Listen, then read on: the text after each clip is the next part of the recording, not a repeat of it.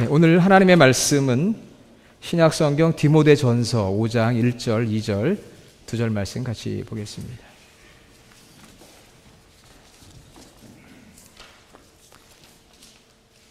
신약성경 340페이지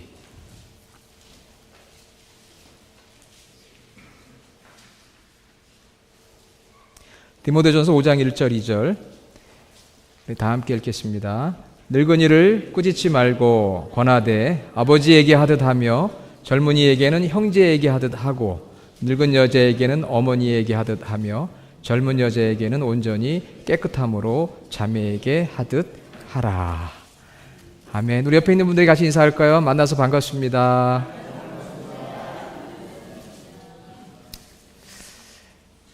오늘은 색다른 예배를 우리가 드리는 것 같습니다. 예배와 결혼식이 이어지는 특별한 주일이에요. 우리 오진영 집사님이 우리 이제 카슈 군과 결혼을 하는데 또 일본에서 부모님도 오신다고 그래요. 그러면은 뭐라고 인사해야 됩니까? 일본에서 오또상, 오카상이 오면은 뭐라고? 예? 그래도 인사는 해야 될 거 아니에요. 예, 점심때 인사는 곤니치와랍니다. 곤니치와. 이따 한번 그렇게 한번 인사해 보세요. 곤니치와 맞죠? 예, 예, 우리 저기 일본에서 오신 분이 말씀하신 곤니치와. 예, 저녁에는 곤방와 이렇게. 예, 교회 오면 좋아요. 일본어도 배우고 영어도 배우고. 예. 그래서 오늘 예배, 주일 예배 설교하고 결혼 예식 설교하고 좀 인간 관계에 대해서 오늘 말씀을 드리려고 그래요. Human relationship.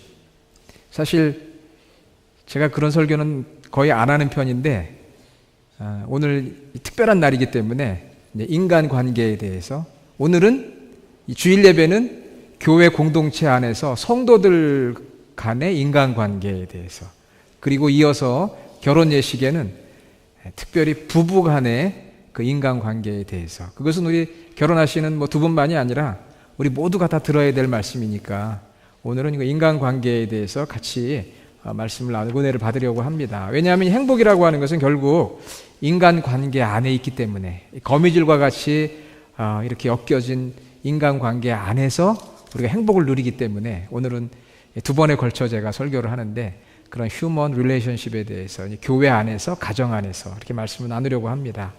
디모데전서 5장은 교회 공동체 안에서 성도들이 어떻게 관계를 형성해 나가야 되느냐 그런 말씀을 주시는데 특별히 1절과 2절 제가 다시 한번 쉬운 성경으로 한번 읽어볼게요.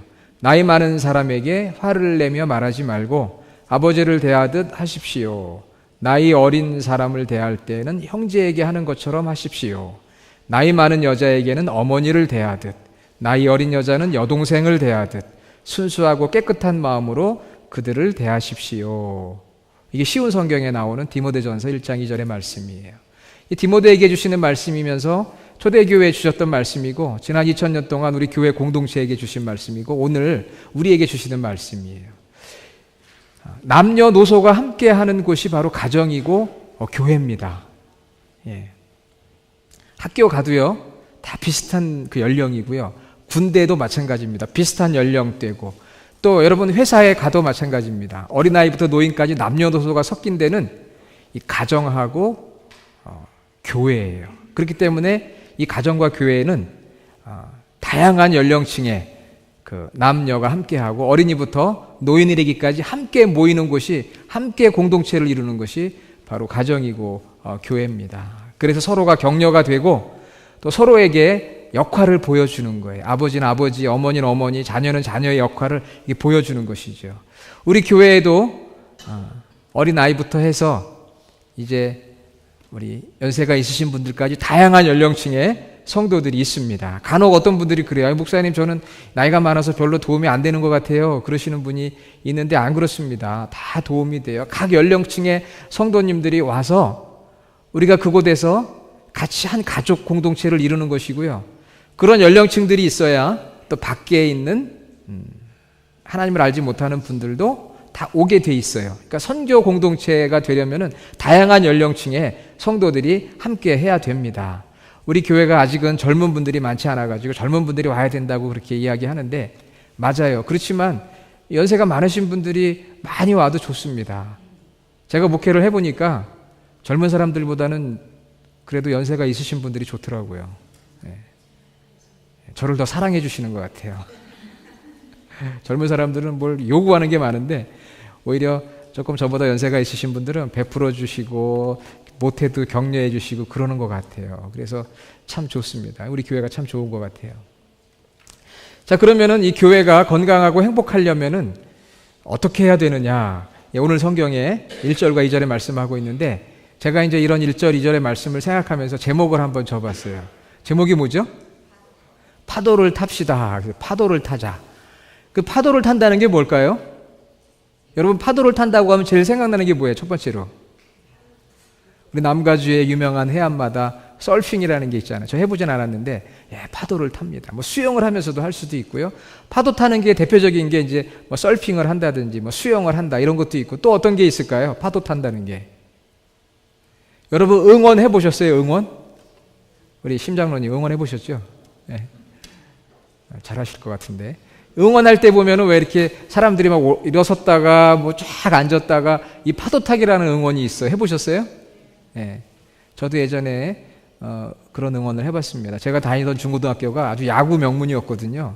그래가지고 서울운동장 이런 데 가서 응원을 할 때 이 파도 타기라는 게 있어요. 괜히 일어났다 앉고 막 그러거든요. 또 뭐 주식 투자에도 파도 타기라는 게 있다고 합니다. 전 해보질 않아가지고 잘 모르겠는데. 그리고 또 뭐 인터넷 홈페이지에 예전에 뭐 이렇게 사이트에 들어가는 걸 뭐 파도 타기란 말도 써요. 그런데 이 파도 탄다는 것의 가장 중요한 핵심은 뭐냐면은 다이나믹하다는 거예요. 다이나믹하다. 파도를 타는데 가만히 있을 수가 없잖아요. 이거는 정말 다이나믹한 거거든요. 일어났다가 쫙 앉았다가 다시 일어나고 또 파도를 탈 때 타보진 않았지만 얼마나 막 이 몸이 움직여 따라줘야 되거든요. 다이나믹한 거예요. 그러니까 이 가정도 그렇고 교회도 그렇고 인간관계는 다이나믹한 거예요. 뭔가 이렇게 무빙해야 돼요. 내가 움직여야 돼요. 가만히 있으면 인간관계가 되는 게 아닙니다. 파도를 타듯이 뭔가 이렇게 일어섰다가 앉으면서 또 일어나듯이 뭔가 파도가 올 때 그걸 타는 것처럼 움직여야 된다는 거예요. 다이나믹한 그런 관계가 이루어져야 된다는 거죠. 우리 교회 성도님들이 가만히 있는다고 되는 게 아니고 뭔가 움직여줘야 돼. 자꾸 파도를 타야 돼요. 믿습니까? 파도를 타야 돼요. 그러면은 건강한 교회 공동체가 되려면 오늘 이제 1절, 2절 말씀 읽었는데 이거는 교회만이 아니라 모든 그 관계에 다 해당이 되는데 첫 번째는 이 P입니다. P. 여러분 주보에 보면은 나와 있는데 P가 뭘까요? 이 P는 패러다임 시프트라고 합니다. 패러다임 시프트. 발음이 어떤지는 모르겠지만 P-A-R-A-D-I-G-M 패러다임 시프트 S-H-I-F-T 패러다임 시프트라는 거예요. 그게 뭐냐면은 교회를 바라보는 우리의 생각이 바뀌어야 된다는 거예요. 교회가 뭐냐라고 할 때 다양하게 교회를 정의할 수 있는데 우리의 이 패러다임, 이 가치관, 생각이 바뀌어야 되는데 뭐냐? 교회는 따라해 봅시다. 영적인 가족이다. spiritual family.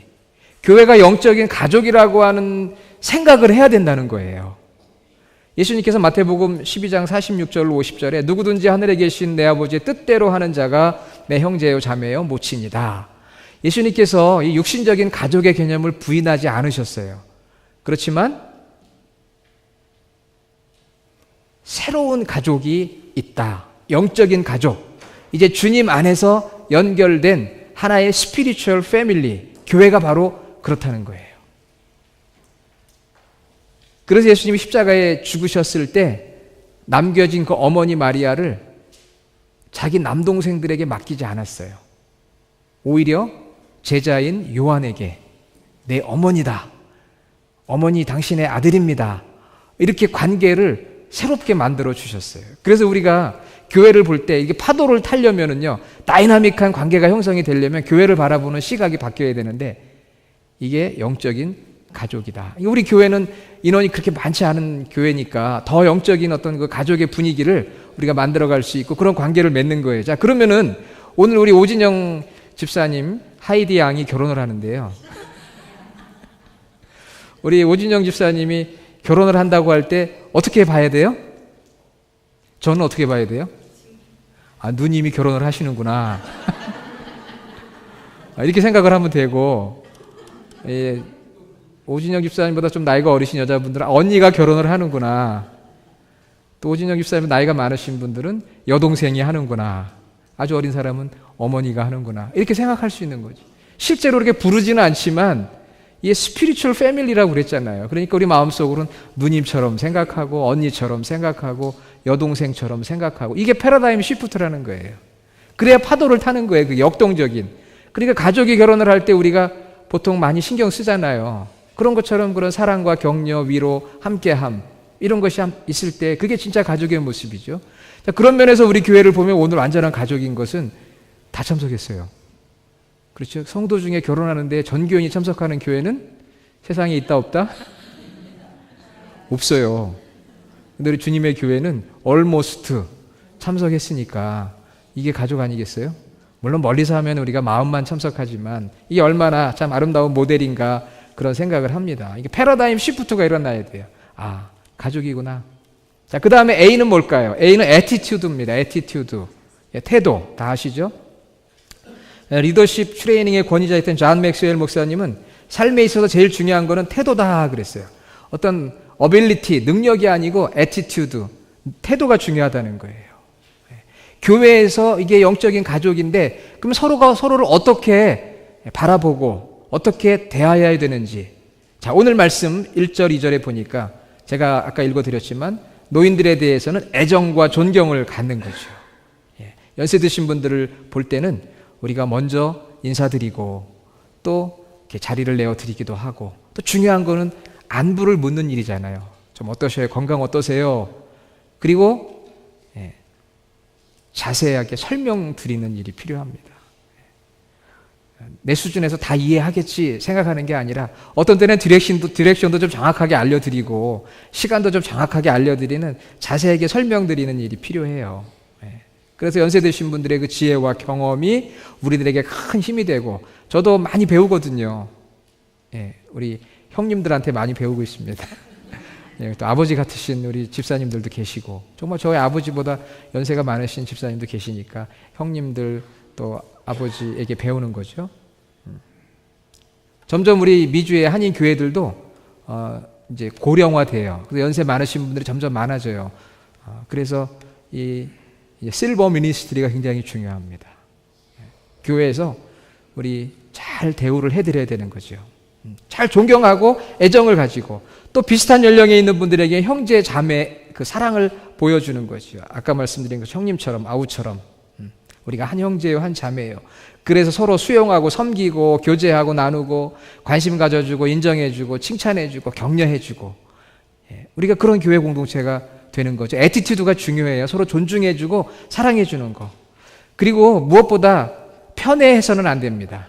페이보러티즘이라 편애. 우리 요즘 창세기 읽었는데 요셉이 형들에게 미움을 받는 이유 중에 하나가 아버지 야곱이 요셉을 특별히 사랑했어요. 편애하다 보니까 다른 형들이 동생을 미워했습니다. 그래가지고 가정에 갈등이 생겼어요. 여러분 교회 안에서도 편애하면 안 됩니다. 누굴 특별히 좋아한다, 사랑한다고 이렇게 자꾸 보여주면 안 돼요. 근데 우리가 사람이다 보니까 학연 때문에 혹은 지연, 고향, 또 혈연이라든지 뭐 친척이라든지 교연이라는 것도 있어요. 옛날에 같은 교회 다녔냐 안 다녔냐. 또 그런 것 때문에 다닌 사람하고는 더 친하고 안 다닌 사람하고는 덜 친하고. 그런데 우리가 이제 주님의 교회 한 교회가 됐으니까 그런 학연이나 지연이나 혈연이나 교연이나 이런 거에 얽매이지 말고 골고루 이렇게 사랑해야 돼요. 그게 바로 좋은 애티튜드죠. 또 어떤 경우는 정치적인 성향이 좀 여권 성향이 있는 분이 있는가 하면 야권 성향이 있는 분이 있잖아요. 그렇죠? 또 그런 것 때문에 또 우리가 편애하기도 하고 어떤 분들은 또 이쁜 사람만 좋아해요. 우리 교회 누구라고 말하지는 않겠지만 이쁜 사람만 보면 막 그냥 좋아하는 우리 가족이 있습니다. 외모를 보고 또 우리가 그러면 안 되고 빈부, 부자만 좋아하는 그런 사람이 있으면 안 되겠죠. 차별 대우 안 되는 거예요. 근데 교회 안에서는 다 좀 공평하게 오픈 마인드가 돼 서로 이렇게 사랑하는 마음, 좋은 애티튜드가 필요하고요. 또 그런 가운데 우리가 여기 남녀가 모여 있는 곳이니까 한 가족이지만 그래도 우리가 남녀 이성 간에 늘 정결하고 부도덕한 의심을 살 만한 일이 없도록 해야 되는 일, 그것이 바로 교회 공동체의 일이죠. 자, 세 번째는 D입니다. D는 뭐냐면 디스코스, 대화예요. 대화. 대화인데 디스코스인데 대화가 참 중요합니다. 자, 우리 교회 성도님들의 대화의 수준이 어떨까요? 이 대화의 수준은 학자들마다 다양하게 표현하는데 저는 아주 심플하게 세 가지 대화를 생각해 봤어요. 첫째는 아주 피상적인 슈퍼피셜한 대화. 이거는 거의 대화가 아니라 그냥 서로에게 아는 척 하는 거예요. Hi, 뭐 thank you, excuse me. 주로 누구하고 하죠? 예? 미국 사람들하고 하잖아요. 우리 주님의 교회에 이렇게 오면은 미국 사람들 만나면 Hi 하잖아요. 뭐 thank you. 그러니까 우리가 미국 교인들하고의 그 관계 수준은 굉장히 슈퍼피셜한 피상적인 수준이에요. 인사하는 정도, Hi, thank you.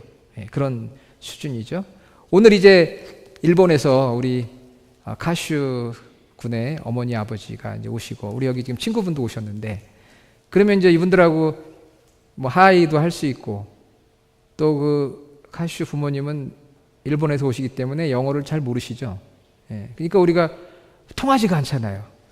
그래도 뭔가 인사는 하긴 해야 되는데 그러니까 아까 제가 가르쳐 드렸죠. 뭐라 가르쳐 드렸죠? 곤니치와. 이거 그것도 퍼스트 레벨의 대화가 되는 거예요. 곤니치와. 아리가도 고자이마스. 감사합니다. 또 어떤 게 있을까요? 처음 뵙겠습니다. 이건 필요하거든요. 하지메 마시떼. 처음 뵙겠습니다. 이 정도 그래도 일본 말을 좀 쓰면은 서로 관계가 벌써 시작이 되는 거죠. 1단계의 관계가 시작이 되는 거예요. 또 축하합니다. 저도 봐야 되는데요. 오메데또 고자이마스. 축하합니다. 맞는데요. 발음 너무 좋다고 저한테 지금. 오메데또 고자이마스. 이렇게 축하합니다. 이거 한마디 하면 벌써 야, 이 교회는 다르구나. 내가 미국에 오면 이 교회 나와야지. 이런 마음을 갖는 거거든요. 이거는 근데 1차원적인 수준의 이 대화예요. 2차원적인 수준은 인포메이션이나 어떤 팩트를 전달하는 수준이에요. 우리 교회도 그런 대화 많이 하잖아요. 아, 요즘 한국에 촛불 전국인데 어떻게 됐대. 아, 요즘에 뭐 골프 선수 아무개가 잘한대. 그렇죠? 이번 뭐 토요일 날 여성교회 모임이 있대. 이렇게 어떤 객관적인 팩트, 인포메이션을 전달해주는 그런 수준의 대화를 하는 것입니다. 요건 이제 2단계의 레벨이에요. 근데 여기서 머물러 있으면 안 돼요. 그 다음 단계까지 올라가야 우리 교회가 가정 같은 교회가 되고 성경이 말하는 건강한 교회가 되는데 마지막 세 번째는 마음을 나누는 수준이에요. 근데 마음이라는 건 세 가지입니다. 생각과 감정과 그 다음에 우리의 의지. I think. 내 생각에는 이런 것 같아. 이게 마음을 나누는 거예요. I feel. 나 이렇게 느껴. I will. 내가 한번 해볼까? 그게 바로 3단계 대화의 어떤 수준이라는 거죠. 그러니까 또 팩트나 인포메이션을 전달하는 단계에서 한 단계 더 올라가서 마음을 나누는 거. 난 이런 생각을 하는데 너는 어떻게 생각하니? 난 이렇게 느껴. 너무 좋아. 행복해. 또 난 이런 거 하고 싶어. 그래서 think, feel, will. 이런 대화를 많이 해야 돼요. 그런 대화들이 이제 우리가 식사를 할 때나 샘터 모임 속에서 서로 의견을 나누고 그게 마음을 나누는 거거든요. 그러니까 우리 교회의 수준이 이제 피상적인 수준에서 객관적인, 주관적인 그런 수준까지는 가능하거든요. 근데 그 다음 한 단계 업그레이드가 돼야 되니까 내 생각은 이렇고 당신 생각은 어때요? 당신 의견은 어때요? 난 이렇게 느끼는데 어떻게 느꼈었어요? 난 이런 거 하고 싶은데 당신은 어떤 거 하고 싶으세요? 이렇게 마음을 나누는 단계로 이렇게 올라가는 교회가 되어야 그게 바로 가정 같은 교회, 파도를 탐으로 역동적인 관계를 맺는 거죠. 자, 이제 마지막으로는 O입니다. O는 opportunity, 기회를 잡으라는 거예요. 좋은 인간관계를 맺으려면 기회를 잘 살려야 돼요. 파도를 타는 것입니다. 기회를 살려야 돼요. 기회를 살린다는 것은 우리 교회 공동체 안에 주어진 모임에 열심히 참여하는 거예요. 예배, 남녀 선교회, 샘터, 부서, 기관, 특별 행사, 성경 공부 등등 여러 가지 기회들이 내게 왔을 때 그 기회를 탁 잡는 거예요. 그래 좋은 인간관계를 형성합니다. 직장에서 좋은 인간관계를 맺는 방법이 뭐냐? 메모도 해야 된다. 이메일이나 SNS 교제를 잘해야 된다. 이름을 기억해야 된다. 칭찬을 잘해야 된다. 도와줘야 된다. 여러 가지가 있지만 제일 중요한 게 뭔지 아세요? 직장이나 사업장에서 인간관계에 제일 중요한 것은 결국 참여하는 거예요. 특히 경조사에 참여하는 거 중요합니다. 그런 차원에서 오늘 우리가 이 결혼이라고 하는 경조사에 참여한 거는 참 좋은 인간관계를 맺는 거죠. 각종 모임에 참석하는 거. 사랑하는 여러분, 삶은 만남으로 엮어져 갑니다. 이 교회는 가정 다음으로 자주 만나는 만남의 공동체가 바로 교회거든요. 가정 다음에 바로 교회예요. 그렇지 않습니까? 그렇기 때문에 우리가 행복한 교회 생활을 하려면은 이 교회 공동체 안에서 좋은 인간관계를 맺어야 되는데 어떻게 맺어야 되느냐? 파도를 타자는 거예요. 파도. 그건 다이나믹한 걸 말하는 거예요. 가만히 있어서는 안 돼요. 뭔가 내가 파도를 타고 움직여줘야만 좋은 인간관계를 맺게 되는데 말씀드린 것처럼 패러다임 시프트가 있어야 되고 애티튜드가 있어야 되고 디스코스가 있어야 되고 그 다음에 마지막으로 어퍼튜니티. 요 네 가지를 잘 생각해 보면서 내가 파도를 타는 인간관계를 만들어가면 다이나믹한 인간관계가 되고 우리의 신앙생활이 즐겁고 행복한 거거든요. 사도 바울이 디모데에게 한 이야기가 사실은 그런 이야기예요. 오늘 우리에게 주시는 말씀도 그렇습니다.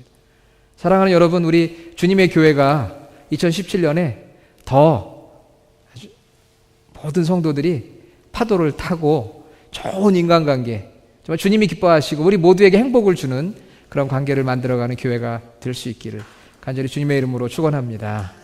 기도하겠습니다. 아버지 하나님 감사합니다. 우리 주님의 교회 2017년에 교회 안의 공동체에서 파도를 타는 역동적인 그런 인간관계를 만들어가는 저희들 되게 하여 주시옵소서. 무엇보다도 저희들은 영적인 가족입니다. 서로 존중하고 사랑하게 하시고 또 우리가 마음을 나누게 하여 주시고 우리에게 주어진 모든 기회들을 소중하게 여겨 그 기회를 붙들어서 정말 행복한 우리 교회 생활, 믿음 생활 되게 하여 주시옵소서. 예수님의 이름으로 기도드립니다. 아멘.